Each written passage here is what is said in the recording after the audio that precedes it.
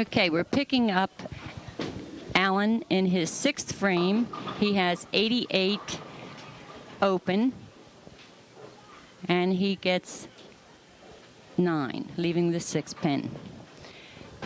Alan qualified in the tournament, Jules, with a 902 scratch for 4 games, plus 48 pins handicap, giving him a 950. Tremendous.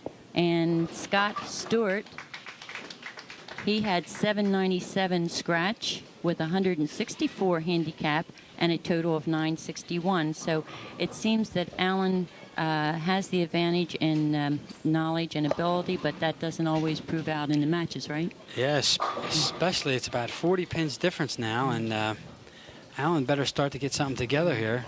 That was a pretty good shot. A little bit, might have been a little bit too hard. He left a 10 pin. He had some beautiful games, 255, 214, 198, and 235.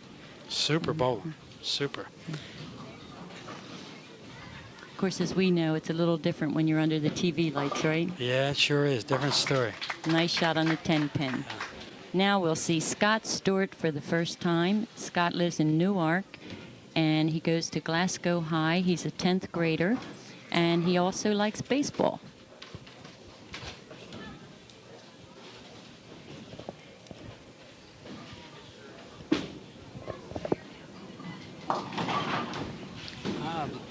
A little bit wide. He left a 210.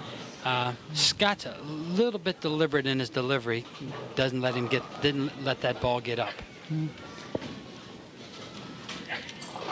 About a 40 pin spread, not counting this shot here. We also see that Scott is right-handed, and last year's average he was a 149, so he's improved this year up to 157. Okay, big open there because in 150 to about 127 for Alan, so it's about 23 pins.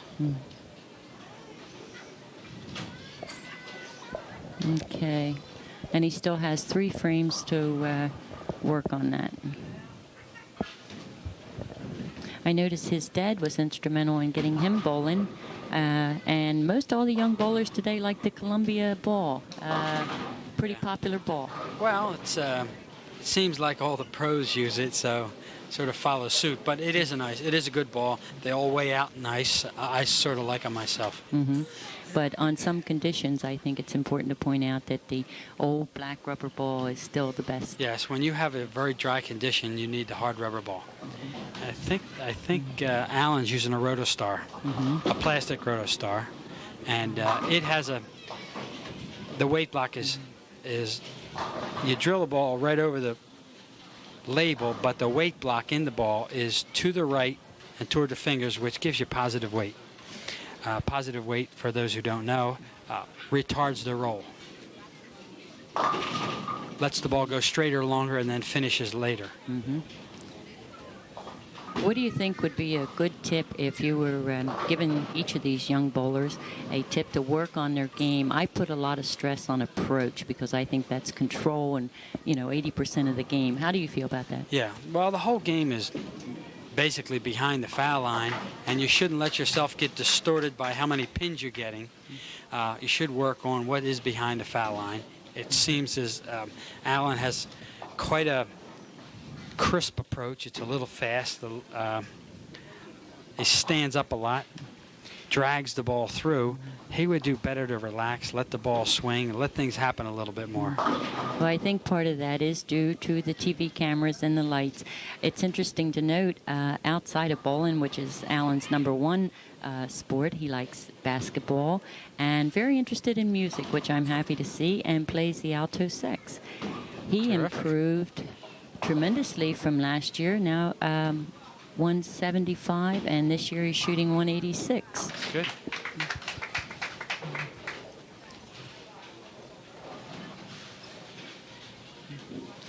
Okay, Scott has about a 14-pin advantage going into the 9th frame. And with Alan being the higher average of the two, that may mean it's close to even. Okay. Tough spare. This is a key shot for him because there's only 1 frame left, and if he gives away most of them pins now, it's going to be down to the 10th frame. Right. We haven't seen a tie game in quite a long time, have we? Well, you got a chance now. Scott bowls at the Brookside Lanes in the youth program there, and he's been bowling 4 years. Interestingly enough, Jules, both boys have been bowling the same number of years in leagues. How about that? One just puts more time to it than the other. That's right. Now, Scott missed that shot. That cuts his lead down to 3 pins. Now, it's critical that he gets a mark here. He's opened the last 3 frames to make it close.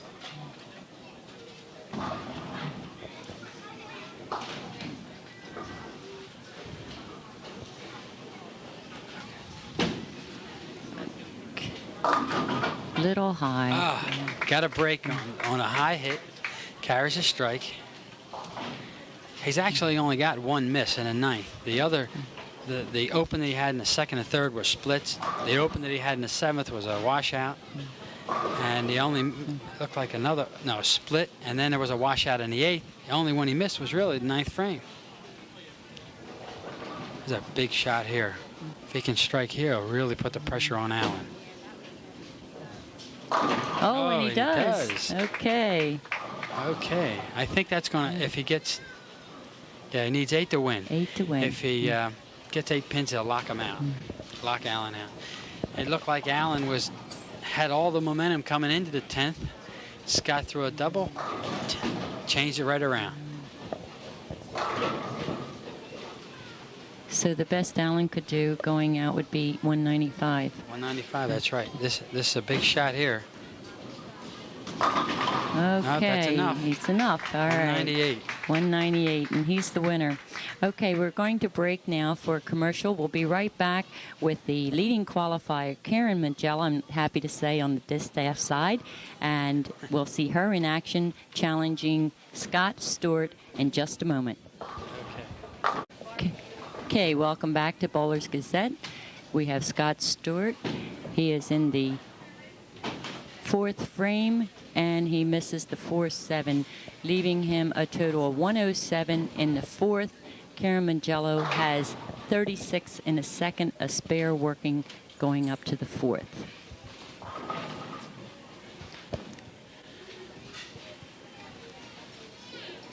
Karen is an 11th grader at William Penn High School, and she's been bowling 4 years. Okay. Super shot, Rita. Yeah. I told her before the matches started, I said, I'm really happy to see this staff member in here. I'm not a women's liber by any means, but it's just nice to see the talent, and she does have a lot of talent. She does. She makes a nice shot. Good swing, good follow through, good lift on the ball. Today in the qualifying, she shot 218, 224, 266 for a beautiful 708. Added 216 to it for a 924. She just got a double. Just a double. She is tough. She has 72 pins handicap for a 996 4-game total. And that's a ton in any league. I know a lot of the majors would like to hit that.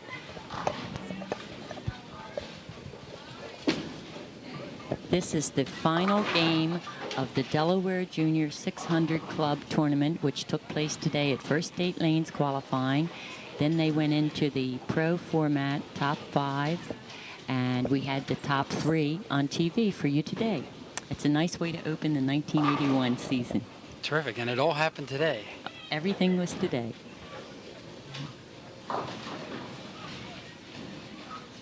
I trust everybody had a very happy holiday, and we'll have a very prosperous and happy 81. Okay, it appears that Scott has about a 20-pin lead. He had about a 23-pin lead when the match started. It looks like about 19 now. So after 5 frames, he's sort of holding his own against the higher average Karen. He did the same thing last game against Allen. Held on. The final score of that game was 198 to 184. And Allen was the higher average bowler. Now he's back in there again with another higher average bowler. Seems to be doing all right.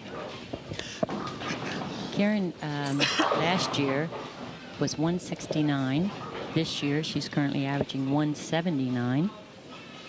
And she says the people responsible for starting her bowling was her mother and brothers, of which she has 2 brothers and another sister, or a sister. Scott brings in another spare. He's going to keep the pressure on Karen. Scott could use a little knee bend. He should walk into them first couple steps, but then the next to last step, he should bend his knees to help him get into the ball, and he should swing the ball a little more. He has a little bit too much control in his swing. Karen's got a pretty good game and a very good swing. The ball was a little high that time. She has a 6-10 to shoot. She has a nice free swing. She doesn't force it or pull it. It's just a nice free swing. And she uses an LT48, which is a black rubber softball. Look out. She let that one get away. That one's going to put her in trouble.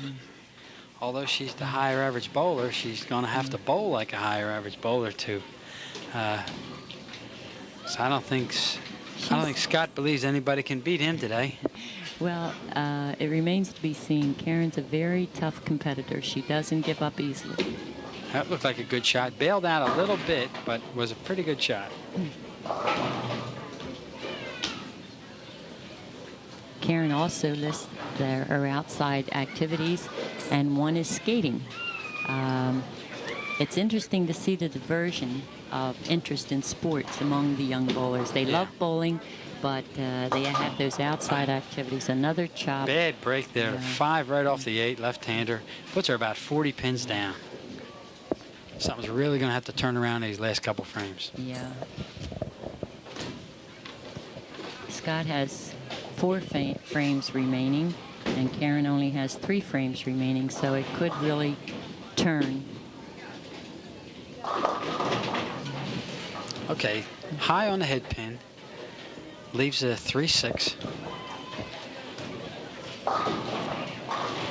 Should try to get a little more of his legs into the ball. For all bowlers listening, your legs are much stronger than your arms, and if you don't utilize the strength in your legs, you're actually putting yourself at a disadvantage. One lady sitting in the gallery today, Jules, who is a real sports advocate and supporter of Karen, and that's her mother, Barbara. She's with Karen every time she bowls, and she just roots for her. She's here on Monday night when Karen bowls in a junior scratch league.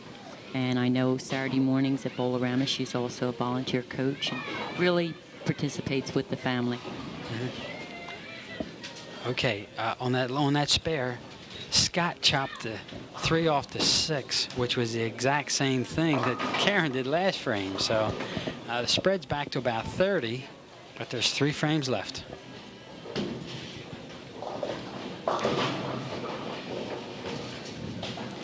Scott uses a semi-fingertip. You don't see too many people using a semi-finger today. Why is that? Your finger doesn't normally bend where the semi-fingertip goes. So it's much more relaxing, and actually it is better to have a ball that lands on a crease of your finger, which is really natural. It's not natural for you throw a ball that doesn't land on a crease. So the most popular would be the conventional and the tip. Conventional and the tip, yeah. Well, Scott opened again in the 8th frame and now has a total of 158. Karen's fighting back. That's a strike for her in the 8th. 121 working in the 7th. 17 pins. Right. So we have 2 more frames. Karen is going into her 9th frame now, and she does need a strike. 17 pins. Now, if Karen strikes here, it'll put it less than a mark with 2 frames to go. It'll really make it a close game. Little short. She just dropped that ball a little bit. Made her cross over. She left a 5 pin. Still 17 pins with 2 frames to go. Very critical spare. She's got to make this or she'll be in really bad trouble.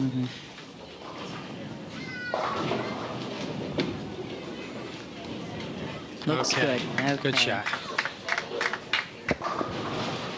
These young bowlers make them spares look routine. Well, normally Karen is very good on her spares. I've noticed from watching her bowl time to time.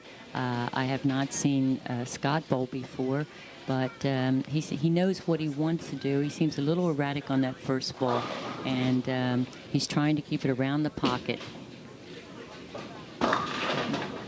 Okay. He again leaves a 2-pin spare. That's 8 2-pin spares in a row he has left. He has had all 8 counts from the second frame, which is unbelievably unusual. I don't think I've ever seen that many 8s in a row in my life. They always talk about the 9 pins. Yeah. 9-9. Looks like he's got good. it. Okay. That's a mighty big spare. Okay, that gives him 168 plus in the 9th. Karen has 141 plus. 17 151 pins. plus, yeah, 17 17 pins. pins. It looks as though if Scott gets a mark in the 10th, he'll close out Karen. This is really wonderful experience for the young people today. I know when we were out there slugging, of course I didn't start as a junior bowler, did you? No. No. So it's another 8. That's unbelievable. 9 8s in a row. From the second frame on, he has had 8 count on the first ball and has missed 3 spares or chopped. Now on the 10th frame, And he has a needs strike spare. in the first. This is a big spare here. Spare and 6 count, and he's the winner. Has the spare. All right, he's got the spare. Okay. I think you said when he believed no one could beat him, maybe that's... Yeah, he doesn't know that He's these free. other bowlers are higher average than him. Or if he does, he doesn't really care. Right. Because he can close them out. I wonder if he'll get another 8. That would be 10 in a row. 10 in a row. 10 8s in a row.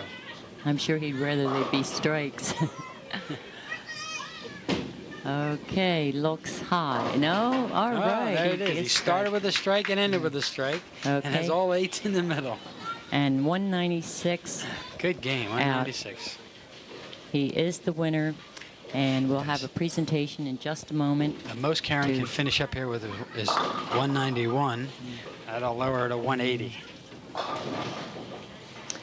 It's kind of a letdown, I guess, after she bowled the 708 Yeah. qualifying. And she did bowl a pretty good game. She got off to 2 opens, and then she had a chop and a miss in the middle there right after a double. It could have went either way. Right. She seems a little disgusted with herself, but she shouldn't feel badly because she has bowled beautifully, and anytime you're out there under the TV lights and the camera working, it makes a different ball game, right? That's for sure. And to make the TV show, you're already a winner. That's right. So That's everybody here is a winner. right. Okay, There and it there's the is. final ball. Karen Minchella, 180, and the winner, Scott Stuart, 196. We'll be right back for presentation in just a moment.